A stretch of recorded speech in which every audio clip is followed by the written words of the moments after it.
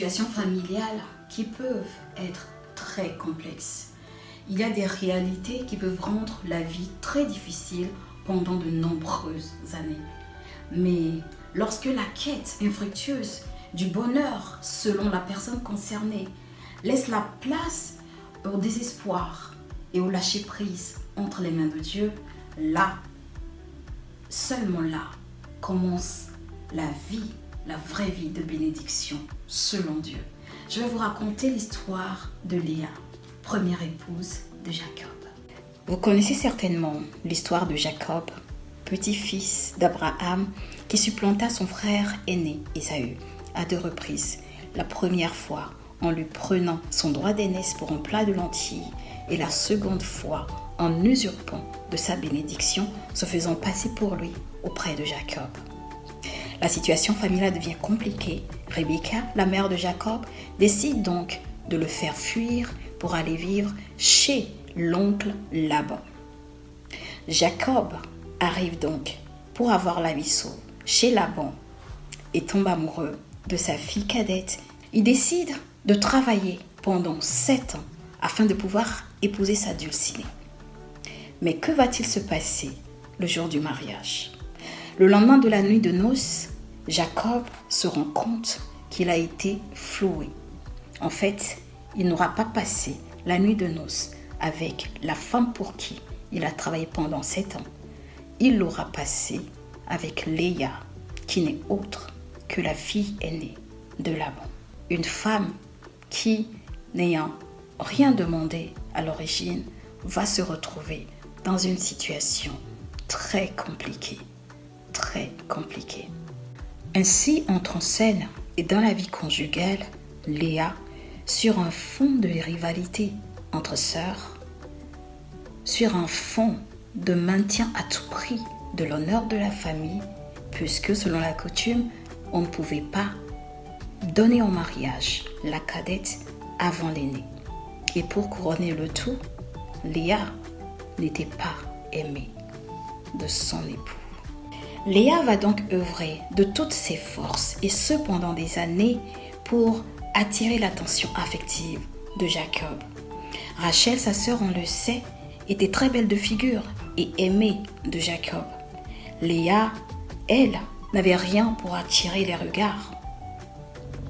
Tout ce dont elle disposait, c'était la grâce de la fécondité qu'elle avait reçue de Dieu.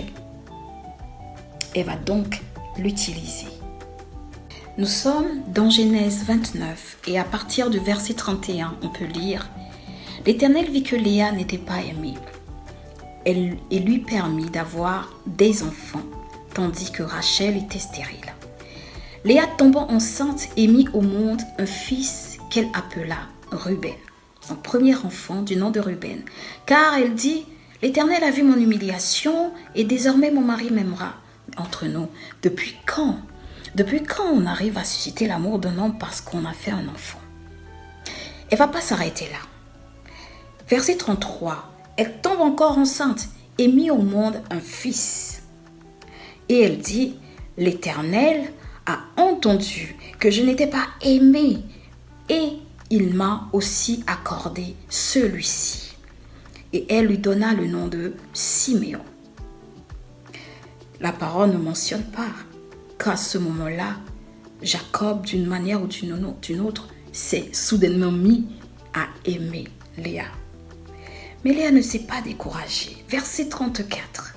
Elle tomba encore enceinte et mit au monde un fils. Et elle dit, cette fois-ci, mon mari s'attachera à moi, car je lui ai donné 3 fils. C'est pourquoi on l'appelle Lévi. Entre nous, depuis quand? Depuis quand on arrive à déclencher l'amour d'un homme parce qu'on lui aura fait 1, 2 ou 3 enfants? Mais peu importe, Léa était dans cette situation compliquée, dans cette situation désastreuse qu'elle vivait au quotidien. Léa avait cette haine contre sa sœur, cette rivalité entre sœurs. Léa s'est retrouvée dans une histoire de famille où elle a été projetée dans une vie conjugale pour laquelle elle ne s'est pas préparée. Son seul atout, sa seule arme dans cette prison, sa seule arme dans cette situation, c'était sa fécondité. Elle faisait comme elle pouvait. Dans un 4e élan de désespoir, elle l'enfanta à nouveau d'un fils. Verset 34. Elle tomba encore enceinte et mit au monde un fils. Et elle dit, cette fois, je célébrerai l'Éternel. C'est pourquoi elle lui donna le nom de Juda. Puis elle cessa d'avoir des enfants. Cette fois, je célébrerai le nom de l'Éternel. En choisissant de ne plus se focaliser sur l'amour que peut lui apporter Jacob, mais de changer son focus et de se mettre à célébrer Dieu, Léa va déclencher la manifestation du projet glorieux que Dieu avait placé en son sein. Oui, les pensées de Dieu ne sont pas nos pensées et ses voix ne sont pas nos voix. Ses pensées sont au-dessus de nos pensées. Le projet de Dieu transcendait la seule satisfaction du besoin égoïste de Léa.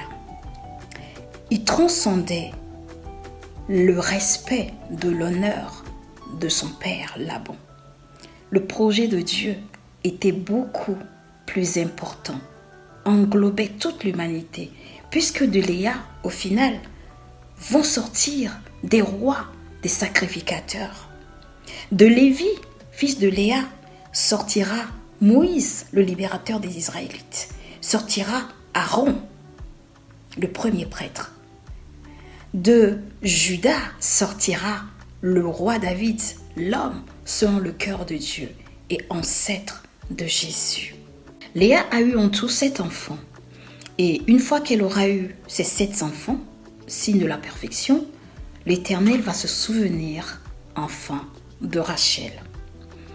Rachel va avoir dans un premier temps Joseph et Benjamin et mourra de ses suites de couches.